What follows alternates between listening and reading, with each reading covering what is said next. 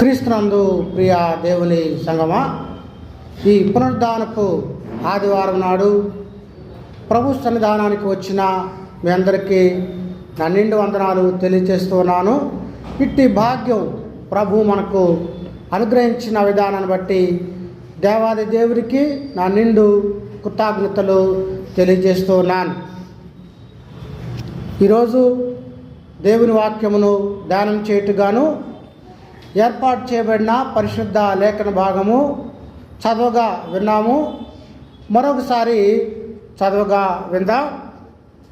నిర్గమాకాండము 12వ అధ్యాయము 1వ వచనము చదవాలని మనవి చేయించు ఉన్నాను.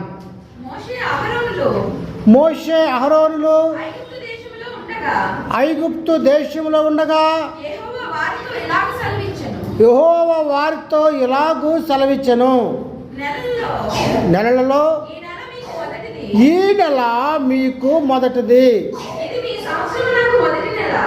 ఇది మీ సంవత్సరమునకు మొదటి నెల. చాలు పిల్లారా, ప్రార్థించుకుందాము. దేవుని వాక్యానికి వెళ్ళబోయే ముందుగా ప్రార్థన. మహాగణుడును మహోన్నతుడును సర్వశక్తి మిక్కిలి కనిక్రమ కలిగిన ప్రభువా, ఈ పునరుద్ధానపు ఆదివారమున మేమందరము సమాజముగా సంఘముగా నీ సన్నిధానంలో కూడి ఇంతవరకు ఆరాధనలోను పాటల్లోనూ సాక్ష్యాల్లోనూ నీ కృపచేత నడిపించిన విధానానికి వందనాలు.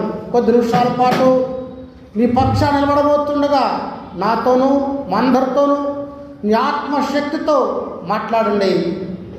ఎత్తబడుతున్నటువంటి వాక్యము అందరి హృదయాల్లోనూ నీరు కట్టి ఫలించినట్టుగా నీ కృపనిమ్మని, తద్వారా వారి జీవితాలు సరిచేసుకొని మీ రాక వచ్చినప్పుడు ఎత్తబడేటువంటి సంఘంగా చేయమని, అందరూ ఆత్మీయంగాను అన్ని విషయాల్లోనూ ఆశీర్వదించబడినట్టు నీ కృపనిమ్మని యేసు దివినాములో అడిగి వేడుకొంచున్నాము తండ్రి, ఆమేన్. మరొకసారి చదివిన లేఖన భాగమే చదవగా విందాము.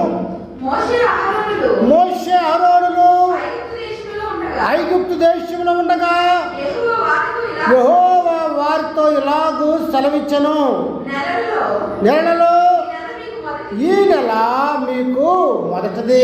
చాలు. ఇశ్రాయేలీయులు దేవుని బిడ్డలు. వారు ఏ విధంగా విమోచించబడ్డారో, రక్షణ పొందినటువంటి వారుగా ఉన్నారు. వారి జీవితాల్లో ఎలాగో బానిసత్వం నుండి స్వేచ్ఛ దేశముగా వారిని నెలకొల్పాడు. అంతేకాకుండా వారి విమోచనార్థమై ఒక్కొక్క కుటుంబము ఒక్క గొర్రె పిల్ల ద్వారా ఎలాగా వారు విమోచించబడ్డారనే విషయాన్నే కాకుండా వారు ఉన్నతమైనటువంటి జీవితాన్ని ఎలా కలిగి ఉన్నారనేటువంటి విషయాన్ని ఈ అధ్యాయము మనకు చెప్తా ఉన్నది. ప్రియులారా, ఈ నిర్గమాకాండము 12వ అధ్యాయం అనేటువంటిది బైబిల్ అంతట్లో కూడా ఎక్కువగా ఎత్తి రాయబడింది. అంటే అంత ప్రాముఖ్యమైనటువంటి విషయం వాళ్ళకు. ఎందుకంటే 430 సంవత్సరాలు బానిసత్వంలో ఉన్నటువంటి ఇశ్రాయేలీయులు వారు ఒక దేశముకు అవతరించారంటే దానికి కారణము ఈ అధ్యాయమేనని మనకు జ్ఞాపకం ఉంచుకోవాలి. ఏ విధంగా ఇశ్రాయేలీయులు వారు విమోచించబడ్డారు గొర్రెపిల్ల ద్వారా, మనము కూడా ఈ లోకంలో స్వతంత్ర జీవులుగా స్వతంత్రులుగా ఉండడానికి దేవుడు ఎలాంటి రక్షణ కార్యము మన పట్ల చేసేవాడుగా ఉన్నాడో చెప్తా ఉంది. ఇశ్రాయేలీయుల యొక్క రక్షణ కార్యం ఏదైనా ఉందంటే దేవుడి ఈ అధ్యాయంలోనే వారికి ఒక రక్షణ ప్రణాళిక ఏర్పాటు చేస్తున్నాడు. ఆ రక్షణ ప్రణాళిక ద్వారా వారు ఒక ఉన్నతమైనటువంటి స్థానాన్ని ప్రపంచంలోనే వారికంటూ ఒక ముద్ర ఉందనేటువంటిది నిజం. కనుక పిల్లారా, బానిసలైనటువంటి వారు అనగా ఐగుప్తులో ఏ విధమైనటువంటి స్వేచ్ఛ లేకుండా బతుకుతున్నటువంటి వారి జీవితాల్లో దేవుడు వారికి ఒక నూతనమైనటువంటి క్యాలెండర్ ఇస్తా ఉన్నాడు. అంటే it's the beginning of their life. వారి జీవితం యొక్క ప్రారంభము ఏమిటి? బానిసంగా ఉన్నటువంటి వారు ఇక వారి జీవితంలో ఒక క్యాలెండర్ అనగా ప్రారంభోత్సవాన్ని ఇస్తున్నాడు. ఇదే మీ ఒక కొత్త జీవిత ప్రారంభము. ఎప్పుడు అంటే ఈ నెల మీకు ఇది మీ సంవత్సరం మొదటి నెల. ఇదిగో ఇక మీ జీవితము నూతనపరచబడుతుంది. ఇదిగో మీ జీవితము ప్రారంభమవుతుంది. అదేమిటంటే ఈ నెల మీకు ప్రారంభము. కనుక ప్రియులారా, దేవుడు వారికి విమోచన చేసి కొత్త జీవితాన్ని ఇస్తా ఉన్నాడు. అలాగనే ప్రభు సన్నిధానానికి వచ్చిన మనకు కూడా ప్రభు దగ్గరకు వస్తే ఒక నూతనమైనటువంటి ప్రారంభము. దేవుని ద్వారా, సువార్త ద్వారా యేసు పాదాల వద్దకు నువ్వు రాగలిగితే నీ జీవితము ఒక నూతనత్వంగా, ఇశ్రాయేలుకి ఎలాగైతే క్యాలెండర్ ఇవ్వబడిందో అదేవిధంగా నీవు ప్రభు దగ్గరకు వస్తే ఒక నూతనమైనటువంటి జీవితాన్ని ఆయన ఇచ్చేటువంటి వాడుగా. ప్రియులారా, సువార్త ద్వారా ప్రపంచానికి ఒక నూతనమైన శకము ప్రారంభించబడింది అనేటువంటిది నిజం కదా. భారతదేశం కూడా అంధకారంలో ఉన్నప్పుడు సువార్త అనేటువంటిది వస్తే విలియం కేరీగా ద్వారా కావచ్చు, అనేక మంది మిషనరీలు భారతదేశంలో ఒక నూతనమైనటువంటి విధానమని జ్ఞాపకం చేసుకోవాలి.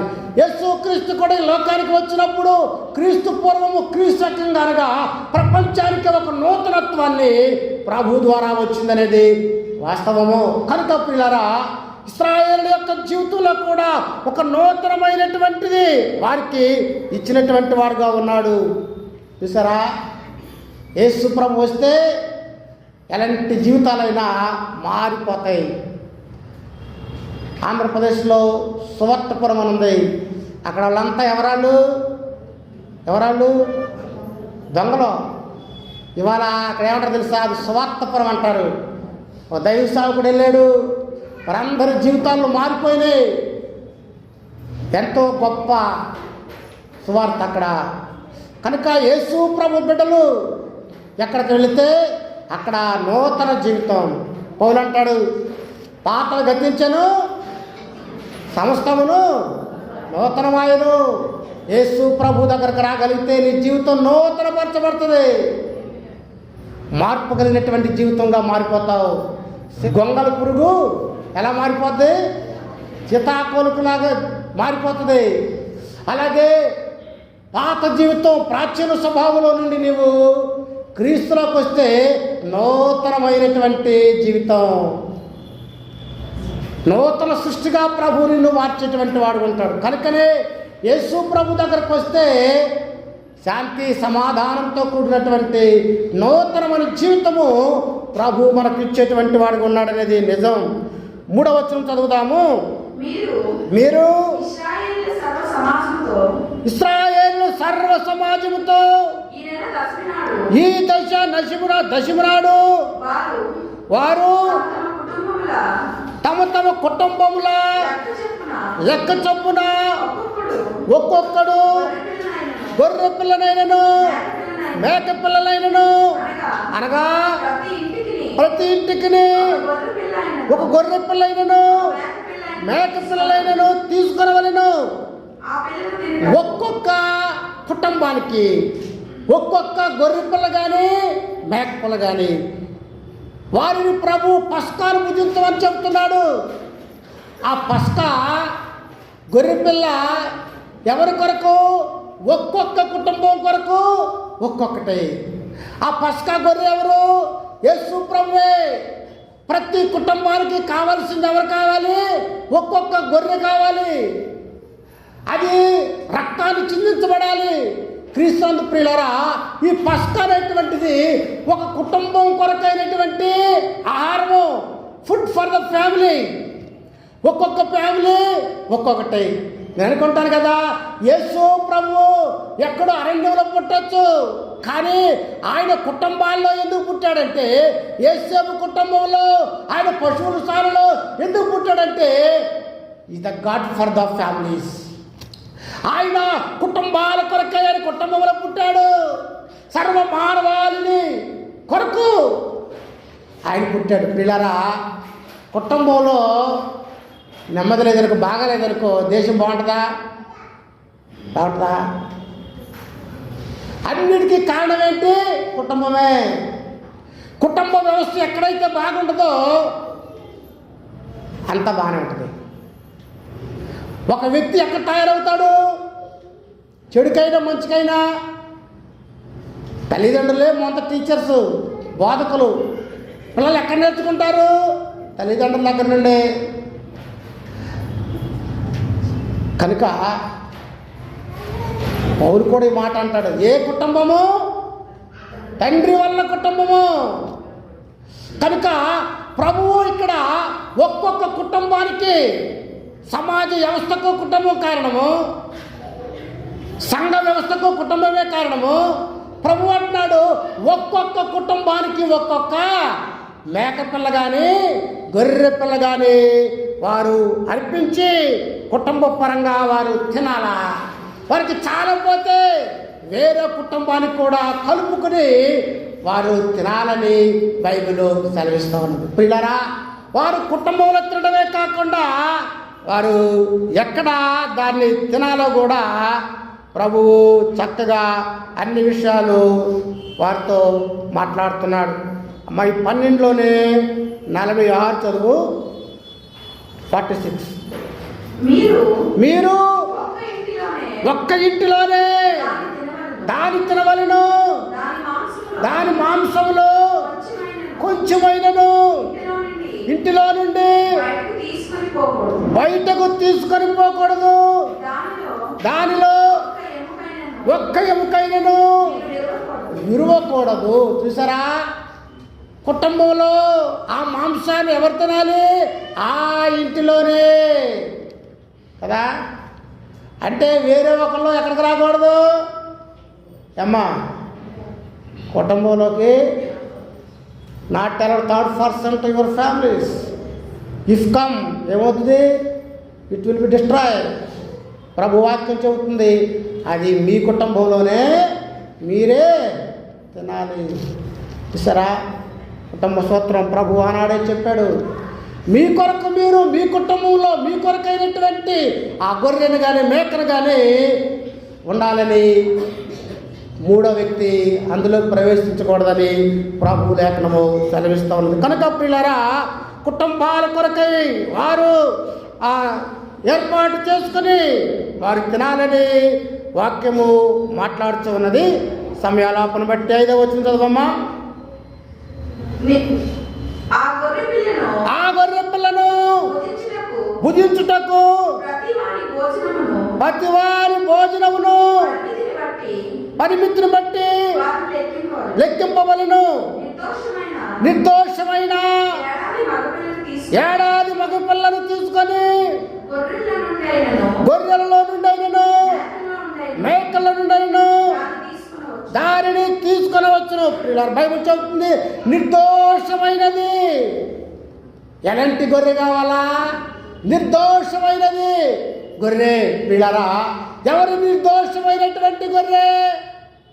యోహాను అంటాడు, ఇదిగో లోక పాపాలను మోసుకొని పోవు దేవుని గొర్రె పిల్ల.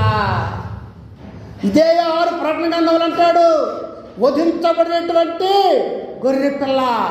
యేసు ప్రభుగా ఆయన కనబడుతూ ఉన్నాడు. ఆయన మనందరి కొరకు ఆయన ఎలాంటి వాడంటే నిర్దోషమును నిష్కలంకమైనటువంటి వాడు. ఈ లోకంలో నిర్దోషమైనటువంటి రక్తం ఎవరిదైనా ఉందా? లేదు. హెబ్రీ రాసిన పత్రికలో మనం చూస్తాం, సర్వమానవాళి పాపం కొరకు రక్తము చిందించబడాలి. నిర్దోషమును నిష్కలంకమైనటువంటి రక్తం కావాలి. ఈ లోకంలో ఎవరు రక్తాన్ని టెస్ట్ చేసినా రోగం లేనటువంటి రక్తం ఉంటుందా అమ్మా? ఈ 10 ఇళ్ళు ముందు షాపులు అయిపోతున్నాయి. ఇవాళ సాయంకాలం ముందు షాపులు చూడండి, ఏదైనా ఖాళీ ఉంటుందా?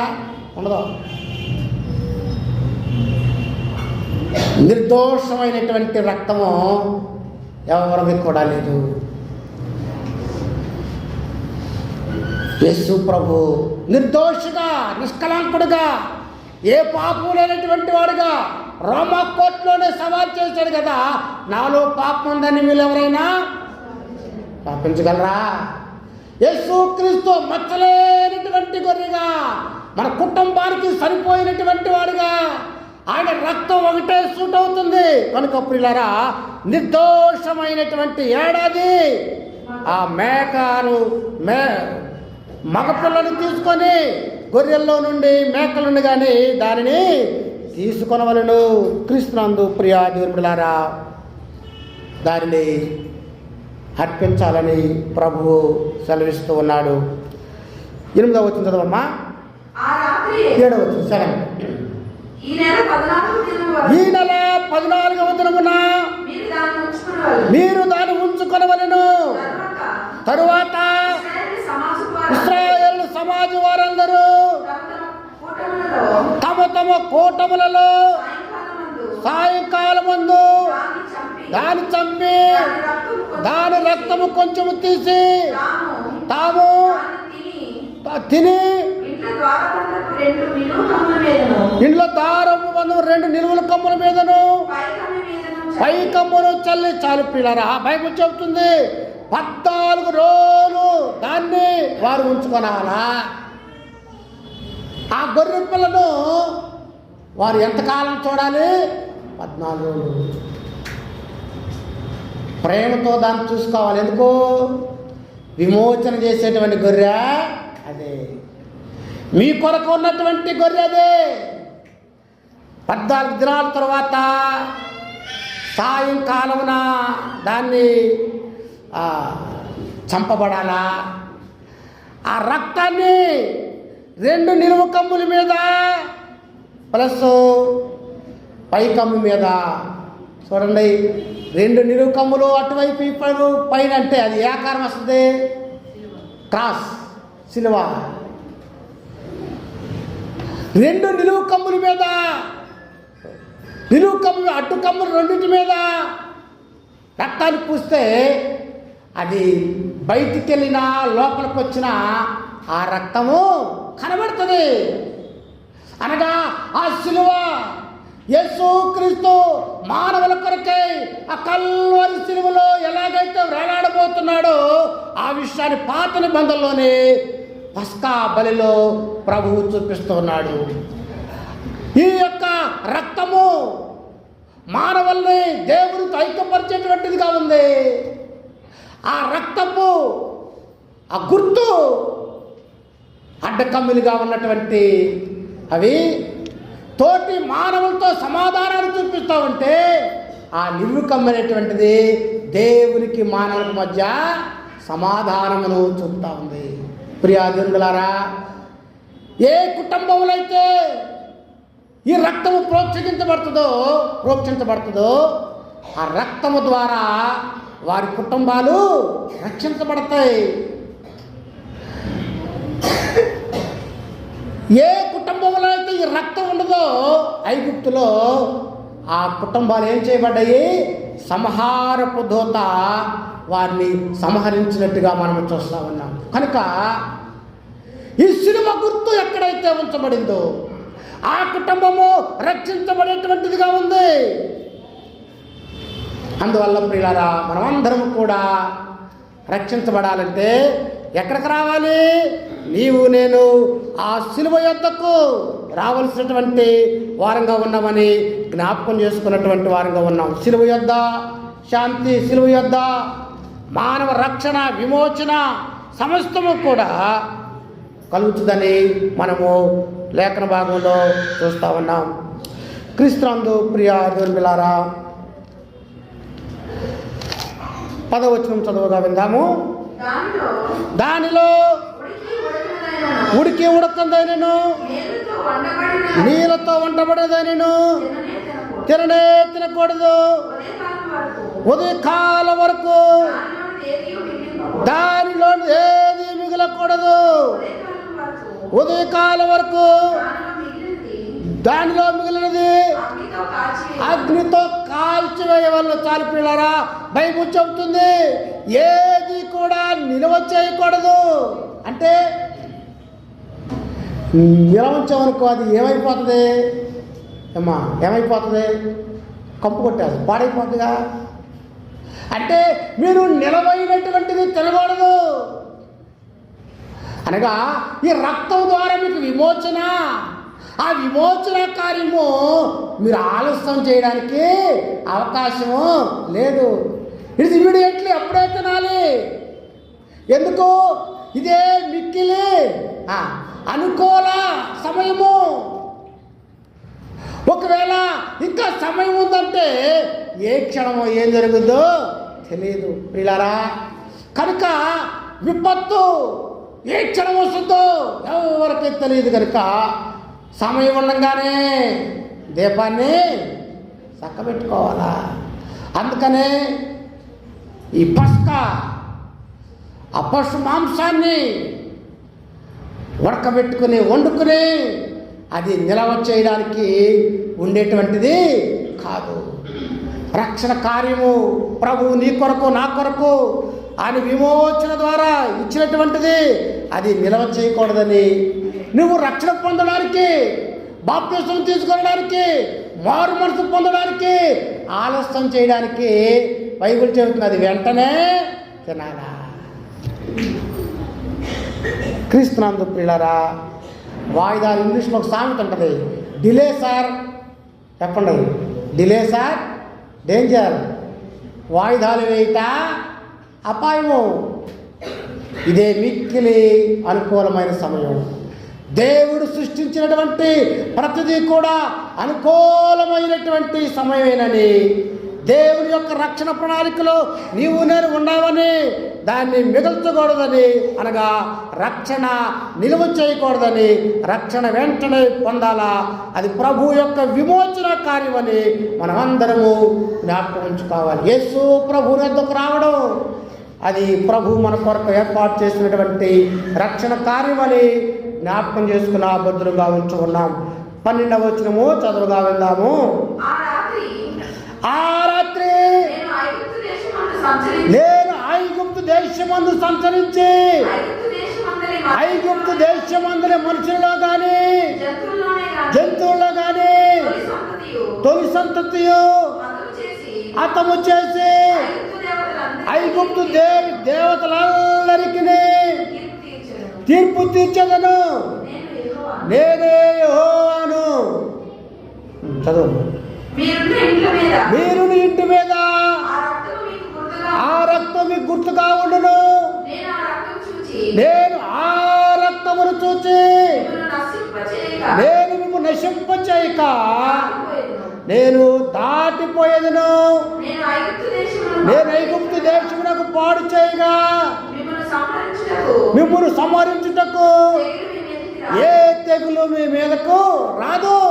చూసారా, ఎవరైతే ఆ యొక్క రక్తపు గుర్తులను కలిగి ఉంటారో వారు హతము చేయబడరు, మీ మీదకు ఆ యొక్క కీడు రాదని జ్ఞాపకం చేసుకోవాలి. క్రీస్తునందు ప్రియులారా, మానవ విమోచన కొరకు దేవుడు రక్షణ ప్రణాళిక రక్తము ద్వారా పాప క్షమాపణని సామాన్యంగా చెప్పవచ్చునని లేఖనము సెలవిస్తుంది. కనుక మానవ విమోచన కొరకై దేవుడు ఏర్పాటు చేసినటువంటి కార్యమే ఆ రక్తము ద్వారా విమోచనని మనము తెలుసుకున్న బద్దులుగా ఉంచు ఉన్నాం.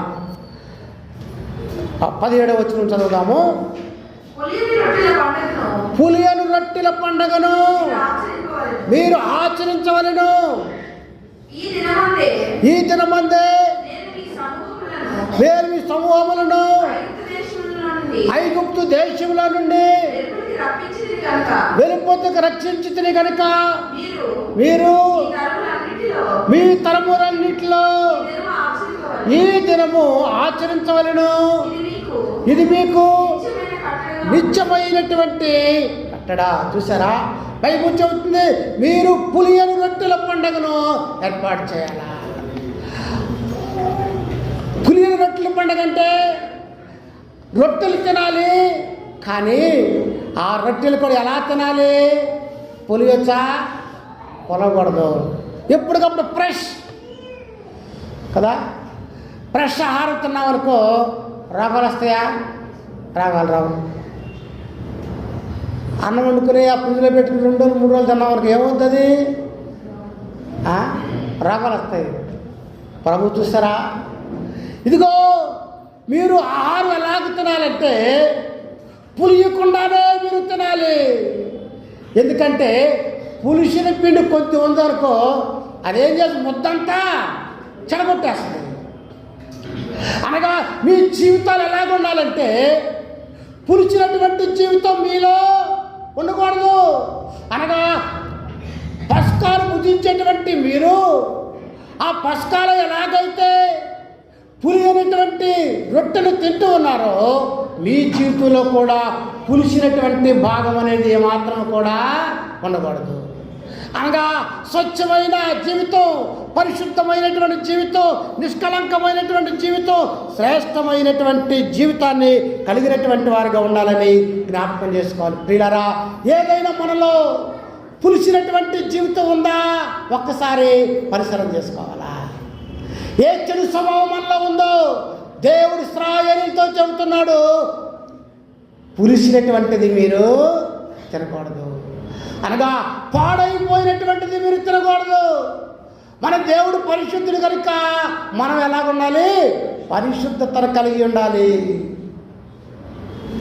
ఆ పరిశుద్ధతను కలిగి ఉండడానికే దేవుని సన్నిధానానికి మనము వస్తూ ఉన్నాం. ప్రియులారా, మనలో ఏమైనా పులిసినటువంటిది ఉన్నదా? అన్నీ మంచిదేనండి, ఇది ఒకటే ఉందంట. సరే, అంతా కేక్ అంతా మంచిదే. అందులో 1% సైనైడ్ ఉందనుకో, సైనైడ్ అని విషం ఉందనుకో, తింటారా? తింటే ఏమవుద్ది? ఒక్క క్షణంలో ఎగిరిపోతాం. ఇంతవరకు సైనైడ్కు ఏ రుచి ఎవరు కనిపెట్టాల భూలోకంలో, అంత విషం అది సైనైడ్. అది ముట్టుకుని టంటదాలు పట ఎగిరిపోతాం.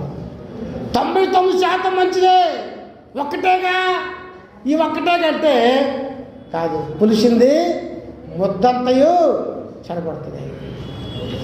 ప్రభు అన్నాడు, పులియని రొట్టెలను మీరు తినాలా? క్రీస్తునందు ప్రియులారా, నిర్దోషము నిష్కళంకమైనటువంటి వారంగా ఉండాలి. ఏ పులిసినటువంటి భాగం నీలో ఉందో, దేవునికి వ్యతిరేకమైనటువంటిది ఏది నీలో ఉందో అది నీ అంతరాంగానికి తెలుసు. ప్రభు అన్నాడు, పులిగినటువంటి జీవితాలు, పరిశుద్ధమైనటువంటి జీవితాలు మనం ఈ లోకంలో ప్రభు కొరకు జీవించేటువంటి వారిగా ఉండాలని అన్నాడు ఆయన. ఇది నిత్యమైనటువంటి కట్టడ. దేవుని బిడలుగా ఈ లోకంలో మనం బ్రతకాలంటే మనలో పులిసినటువంటిది ఏది కూడా ఉండకూడదు.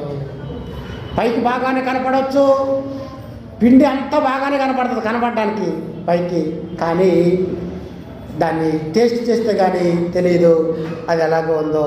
కనుక ప్రియ దేవులారా, మనలో పులిసినటువంటి భాగం ఏదైనా ఉందని పరిశీలన చేసుకున్నటువంటి వారుగా ఉంటూ ఉన్నాము. 21వ వచనం చదువుదాం. కాబట్టి మోషే ఇశ్రాయేలు పెద్దలందరినీ పిలిచి వారితో ఇట్లా, నేను మీరు మీ కుటుంబముల చొప్పున మందలో నుండి పిల్లలతో తీసుకొని పస్కా పశువును వధించుడి, మరియు హిసోపు కొంచెం తీసుకొని పళ్ళెంలో ఉన్న రక్తములో దాన్ని ఉంచి ద్వారబంధం పైకమ్మిని 2 నిలువు కమ్ములను పళ్ళెంలో రక్తమును తాకించి వలెను. చాలిపిల్లరా, బైబిల్ చెబుతుంది హిస్సోపును కలిపి. హిస్సోప్ అంటే ఏంటి అమ్మా?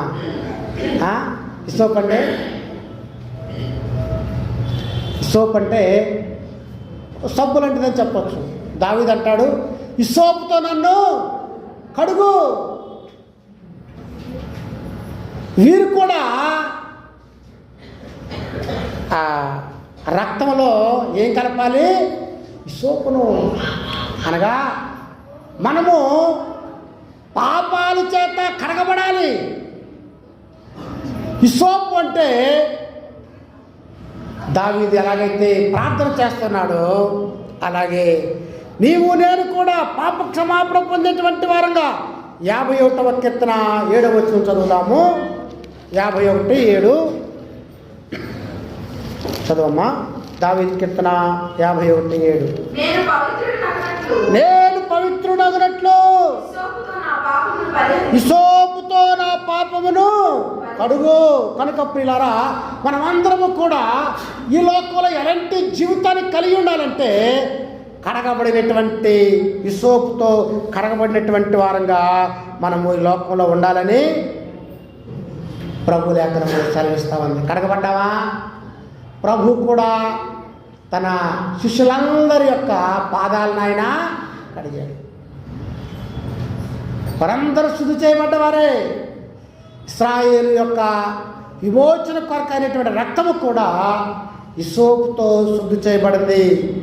అందుకని యెషయా అంటాడు, మీ పాపములు ఎర్రగా ఉన్నను అవి హిమం వలె తెల్లగా చేయబడి. యేసు ప్రభు డాక్టర్ అయినా ఆయన ఏ డాక్టర్ అంటే ఆయన పాపములు శుద్ధి చేసేటువంటి డాక్టర్. అయినా పరమ వైద్యుడేసయ్య ఆయన హిస్సోపుతో నిన్ను కడిగేటువంటి శక్తివంతుడని మనము జ్ఞాపకం చేసుకున్న వారంగా ఉంటూ ఉన్నాం. దేవుని వాక్యాన్ని చదువుకుందాము. 30వ వచనం చదువుదాం. ఆ రాత్రి ఫరోయు అతని సేవకులందరూ లేచినప్పుడు శవము లేని ఇల్లు ఒక్కటైనా లేకపోయినందున ఐగు మహాఘోష పుట్టను. చూసారా, ఇశ్రాయేలులందరికీ కూడా ఆ రక్తపు మరక ఉంది ద్వారబంధాల మీద. అయితే ఐగుప్తులో ఆ రక్త గుర్తు ద్వారబంధాల మీద లేదు కనుక ఏమైంది? సంహారపు దూత సంహరించింది. అందువల్ల బైబిల్ చెప్తుంది, ఐగుప్తులో కేక. ఏ కేక అది? మృత్యు కేక, మహాఘోష పుట్టను. తొలుచూరంతా కూడా మరణించారు. దానికి కారణం ఏంటంటే వారు ఆ రక్తపు మరక వారికి లేదు. క్రీస్తునందు ప్రియ దేవులారా, యేసు యొక్క రక్తము సర్వమానవాళి విమోచన చేసేటువంటిదిగా ఉంది. 32వ వచనం చదువుదాము. మీరు చెప్పినట్లు మీ మందలను మీ పశువులను తీసుకొని పోవుడి, నన్ను దీవించుడని చెప్పాను. హల్లెలూయా. క్రీస్తునందు ప్రియులారా, ప్రభువు లేఖనం చెప్తా ఉంది. ఫరో అంటున్నాడు, ఏమంటాడంటే నన్ను దీవించండి, మీరు వెళ్ళిపోండి. ఫరో అంటే అర్థమేంటి తెలుసా? చెప్తారా ఎవరైనా? ఫరో అంటే అర్థమేంటి? దేవుడు అని. ఐగుప్తులో దేవుడైనా, ఐగుప్తు ప్రజలకు దేవుడైనా ఆయన అన్నాడు, మీరు నన్ను దీవించాలా. మోషే దేవుని సేవకుడు, ఆ సేవకుడు నడుతున్నారు, మీరు నన్ను దీవించండి. ఒక రాజు, ప్రపంచంలో అగ్రరాజ్యం అప్పుడు ఐగుప్తు, వారు అంటున్నారు మీరు నన్ను దీవించండి అని. పిల్లరా, దేవుడు తన ప్రజలను ఉన్నతమైనటువంటి స్థానంలో ఉంచుతాడనేటువంటిది వాస్తవంగా మనం చూడగలుగుతాం. 35వ వచనం చదువుదాము. ఇశ్రాయేలీయులు మోషే మాట చొప్పున చేసిరి ఐగుప్తుల యొద్ద వెండి నగలను, బంగారు నగలను, వస్త్రములను అడిగి తీసుకొని ఐగుప్తుల కటాక్షము కలుగజేసెను గనుక వారు కావలసిన వాటిని ఇచ్చిరి.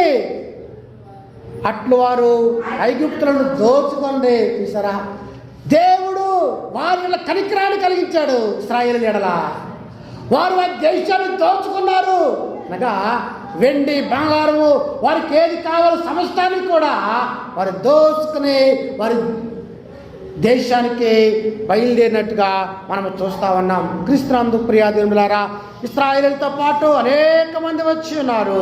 40వ వచనం చదువుదాము. ఇశ్రాయేలు ఐగుప్తులో నివసించిన కాలము 430 సంవత్సరాలు. ఆ 430 సంవత్సరములు గడిచిన తర్వాత జరిగినదేమనగా ఆ దినమందే యెహోవా సేనలన్నీ ఐగుప్తు దేశంలో నుండి బయలుదేరిను. చాలు. యెహోవా సేనలన్నీ ఇశ్రాయేలు ఎవరు? వాళ్ళు బానిసలు. వాళ్ళు యుద్ధం చేయడం వచ్చా? రాదు. వారి జ్ఞానవంతుల గొర్రెలు కాసిన వాళ్ళ జ్ఞానం ఉంటుందా? వారు ఎందుకు పనికిరాని వారి? కానీ బైబిల్ చెప్తుంది యెహోవా సేనలన్నీ. ఏ సేనలు అంటండి? యెహోవా వారి పక్షాన ఉన్నాడు. నీవు బలహీనుడివే, కానీ మన ప్రభు ఎలాంటి వాడైనా బలవంతుడు. దేవుడు వారి పక్షాన ఉన్నాడు.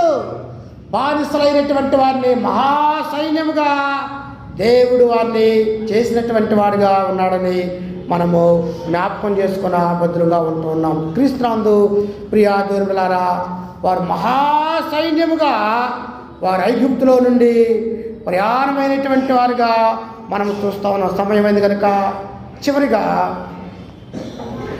50వ వచనం చదువుకుందాము. ఇశ్రాయేలు అందరూ అలాగు చేసిరి. యెహోవా మోషే అహరోనులకు ఆజ్ఞాపించినట్టు చేసిరి.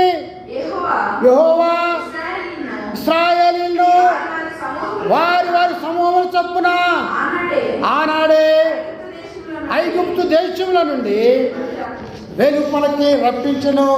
ఇశ్రాయేలీయుల జీవితంలో గొప్ప సంఘటన కారణం ఏంటంటే వారు ఇశ్రాయేలీయులు అలాగూ చేసిరి. అలాగంటే అలాగా దైవ సేవకుడైనటువంటి మోషే వారితో ఏది చెప్పాడో అది వారు చేశారు. దేవుని యొక్క కృప చొప్పున వారు బానిసత్వంలో నుండి వారి జీవితం ప్రారంభం విడుదలతో బానిసత్వం నుండి గొప్ప విమోచన కార్యాన్ని ఆయన చేశాడు. దానికి కారణం ఏంటి తెలుసా? వారు విమోచించబడడానికి కారణము గొర్రె పిల్ల అనగా యేసుక్రీస్తు.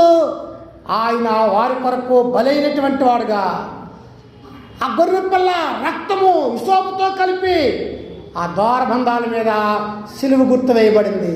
అలాగే నీవు నేను రక్షణ పొందాలంటే యేసుక్రీస్తు ద్వారా మనం రక్షణ ప్రణాళికలోనికి పొందుకోగలుగుతాం, రక్షణ పొందగలుగుతాం.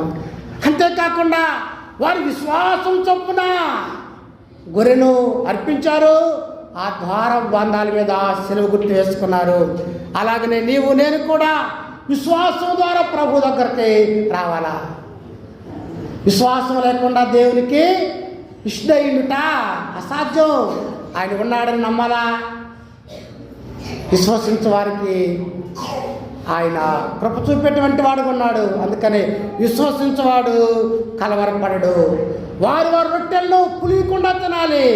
మన జీవితంలో పులిసిన పిండి ఏమైనా ఉందాము, ఇంకా ఏదైనా ఉందో పరిశీలన చేసుకోవాలా. ఇలా రావాలి. దాసుల నుండి ఉన్నతమైనటువంటి వారిగా విడుదల చేసినటువంటి వాడుగా ఉన్నాడు కనుక ఐగుప్తు అంటే పాపానికి గుర్తుగా ఉంది.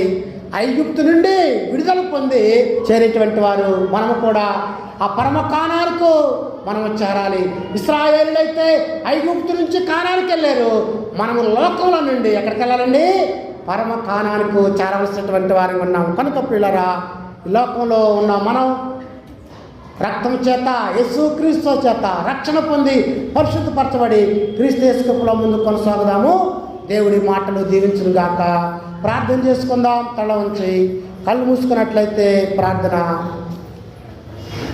ఇశ్రాయేలీయులు రక్షణ ప్రణాళికలో వారు విమోచించబడినటువంటి వారుగా ఉన్నారు.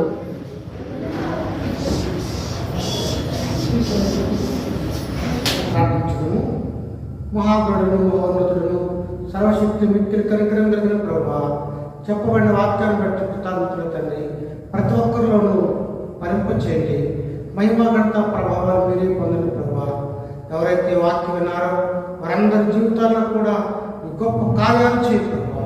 వారి అవసరాలు తీర్చండి, రకాలు తీర్చండి. నిరుద్యోగులైన పిల్లల పట్ల కృప చూపండి తండ్రి. ఎవరి కష్టాల్లో నష్టాల్లో వ్యాధి బాధలో ఉన్నారు ప్రభువా, ఈ వాక్యం ద్వారా ప్రతి ఒక్కరు కూడా ఆశీర్షింపుతున్నట్టుగా సహాయం దయచేసి వాక్యాలందరూ ఫలింపు చేయమని యేసు దివినామములో అడిగి వేడుకున్నాం తండ్రి. ఆమేన్. తండ్రి దేవుని ప్రేమ, కుమారుడు యేసుక్రీస్తు కృప, పరిశుద్ధాత్మ సహవాసము ఇప్పుడు ఎలా సదాకాలం వాక్యం ప్రతి ఒక్కరికి తోడై ఉండి కాచి కాపాడుగాక. ఆమేన్. అందరికీ వందనాలు.